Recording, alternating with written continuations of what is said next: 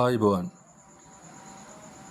අද මට කතා කරන්න හිතුණා අපේ රටේ ශාසනය ගැන. අපි මේ ශාසනය රකින්න බුද්ධ ධම්ම සංඝ කියනකොට ත්‍රිවිධ රත්නය වර්තමාන සංඝ රත්නය ගත්තොතින් මේ වර්තමාන කාලය තුල හැසිරීම හිතා ගන්න බෑ. කතා කරන්න අපිට ගොඩාක් දේවල් තියෙනවා. එකතු කරලා දෙනවා. ඇතරම මේ මෑතකදී මම කාගම සිරිදම්ම හාමුදුරුවන්ගේ ධාතු මන්දිරේ විහාරස්ථානය විවෘත කරනවා ගරු ජනාධිපති අනුර කුමාර දිසානායක මැතිතුමා ඇවිල්ලා. හරි. හැබැයි ජනාධිපතිතුමා එන්න කලින් සමහර කාලවල ඔහු කිව්වේ ජනාධිපතිවරු යන්න ඕනේ නැහැ ඔය වගේ දේවල් වලට කියලා තිබුණා. හරි. අපි ඒක පැත්තකින් තියමුකෝ. දැන් වෙනස් වෙලා ඇති. තව වෙනස් වෙන්න ඕන දේවල් බොහෝමයක් වර්තමාන ජනාධිපතිතුමාගේ සහ ආණ්ඩුවේ තියෙනවා. ඒ ගැන අපි පස්සේ කතා කරන්න තියලා අපි අද මාතෘකාවට එමු. කාගම හාමුදුරුවන්ගේ ධාතු මන්දිරේ හොරු කැඩුවා කියලා කියන්නේ කවුද? තවත් හාමුදුරුවෝ නමක් කියලා කියන්න පුළුවන්ද මන් දන්නේ. රාජාංගනේ හාමුදුරුවෝ. ඇත්තරම මේ නමක්වත් ඇත්තරම මට නම් මතකේ නැහැ. ඇති මොකක් හරි නමක්. රාජාංගනේ හාමුදුරුවෝ කිව්වම කවුරුත් දන්නවා. කුණුහාරප හාමුදුරුවෝ. කුණුහාරප හාමුදුරුවෝ. ඒ කියන්නේ සමාජ මාධ්‍ය ඇතුලේ ගොඩක් වෙලාවට ප්‍රසිද්ධ ඒ හාමුදුරුවෝ කුණුහාරප හාමුදුරුවෝ කියනවා. කට ඇරියොත් අම්මා මෝ නැති වෙන්න පට්ට කුණුහාරප තමයි කියන්නේ. මම හිතන්නේ මේ නිකායනුත් අයින් කරලා තියෙන්නේ. නිකායෙන් අයින් කරලා චීවරයක් දාගෙන එහෙම ඉන්න දෙන්න පුළුවන්ද කියලා ප්‍රශ්නයක් තියෙනවා. අපේ නායක හාමුදුරුවරු එක හිතන්න ඕනේ හාමුදුරුවෝ නමක් ඔය විදිහට කොහොමද පට්ට කුණුහාරප කියන්නේ? හොඳේ ඔය channel එක නිකමට හරි මේ පොඩි ළමයි කුණුහාරප දන්නවද නැද්ද කියන එක නෙමෙයි. නිකන් බැලුවොත් ආයෙත් නෑ වැඩක් නෑ කියලා පට්ට කුණුහාරප තමයි දෙසන්නේ. එහෙම වෙන්න පුළුවන්ද? මේ හැබැයි පල්ලෙහා කමෙන්ට් තීරුවට යනකොට ඒ කමෙන්ට් වල අනේ තියෙනවා රාජාංගනේ සිංහයා. අපේ මේ පිනට පහළ වෙච්ච හාමුදුරුවෝ.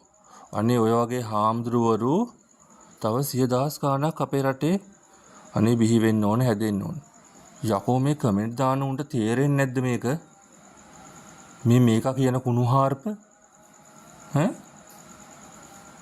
ජනාධිපතිවරයාට වුණත් කතා කරන්නේ උඹතෝව යවනවා. ඒක එහෙම කරන්න බෑ.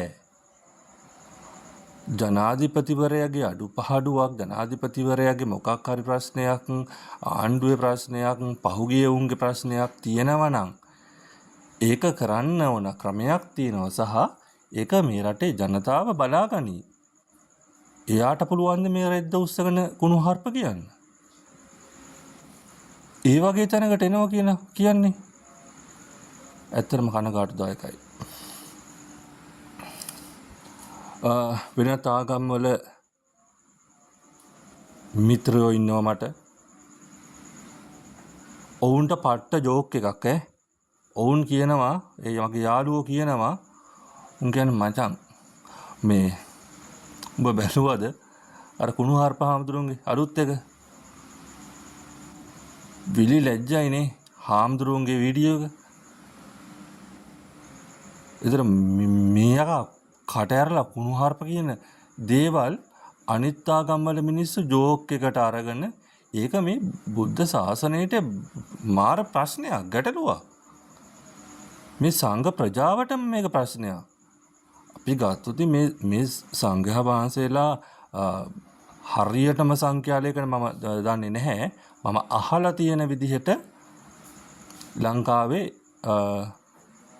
පන්සල් 30000ක් විතර තියෙනවා කියලා කියනවා. ඒක අඩු වැඩි වෙන්න පුළුවන්. සංඛ්‍යාලයකට මගේ අතේ නැහැ. අපි ගමු ඒහා සමානවම හාමුදුරුවෝ 25000ක් 30000ක් ඇතිනේ. ඉන්න එපැයි. හාමුදුරුවරු නැති පන්සල් බොහොම අඩුයිනේ. නැති තරම්මනේ. එහෙම තියෙනකොට මේ හාමුදුරුවරුන්ට කොච්චර මේක නිගාවක්ද මේ රාජාංගනේ හාමුදුරුවෝ කෙනෙක් කරන්නේ? චීවරයක් දාගෙන පට්ට කුණුහරුප කියන්නේ. මම හිතන්නේ අර හිටපු ජනාධිපති රනිල් වික්‍රමසිංහගේ අම්මා මතක් කරලා බැනලා හිරෙත් හිටියා. උසාවියෙන් අවවාදත් කරා. ඒ ඇවිල්ලත් කුණුහරුප කියනවා. ඒ වීඩියෝ පටන් ගන්න හේයි මොකෙද්ද? ටාසන් ආවා. හාමුදුරුවෝ කෙනෙක් නෙමෙයි ටාසන් ආවා වගේ තමයි හේයි ගාගෙන. අර සුදත් කියන්නේ ගෝරිල්ලා. හරි. හාමුදුරු නමක් වීඩියෝ එකක් කරනවද හේයි ගාගෙන එනවද? මං හිතන්නේ මේක පුනරුත්ථාපනය කරන්න ඕන.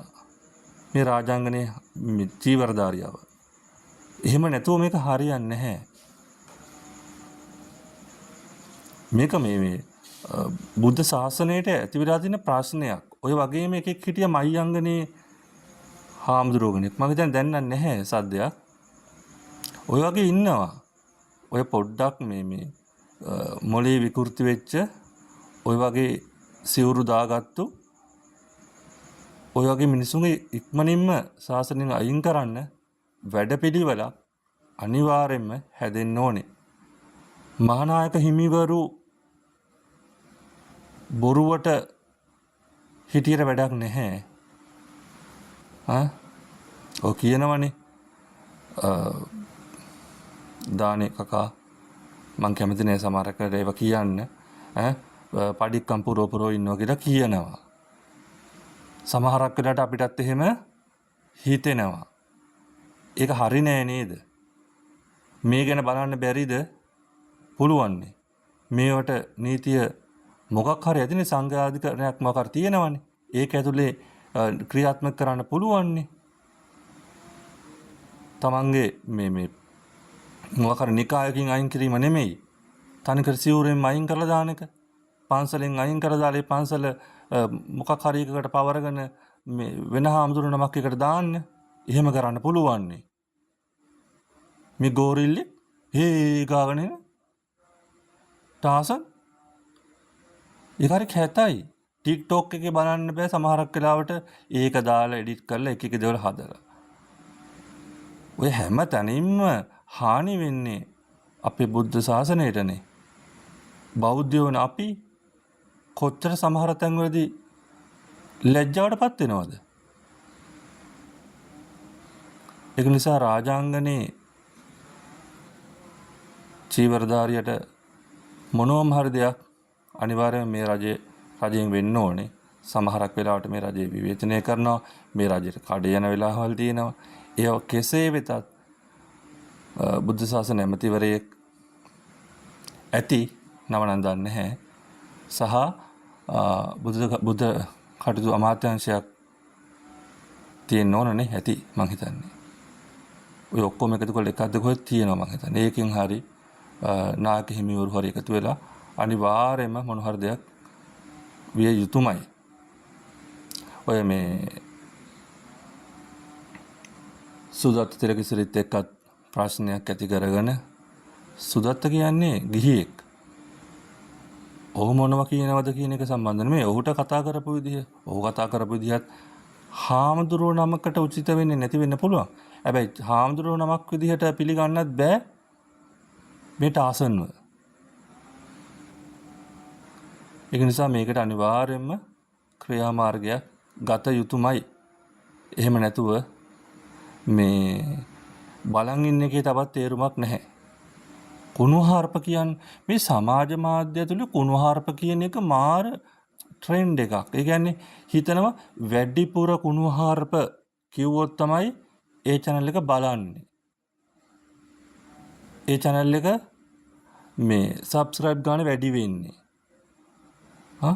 හෙළුව වැඩිපුර පෙන්නුවොත් තමයි channel එක මිනිස්සු බලන්නේ. ඒ වගේ දේවල් නවත්තන්න අනිවාර්යයෙන්ම කටයුතු කරන්න ඕන. මේ සමාජ මාධ්‍යයට වාරණයක් නෙමෙයි.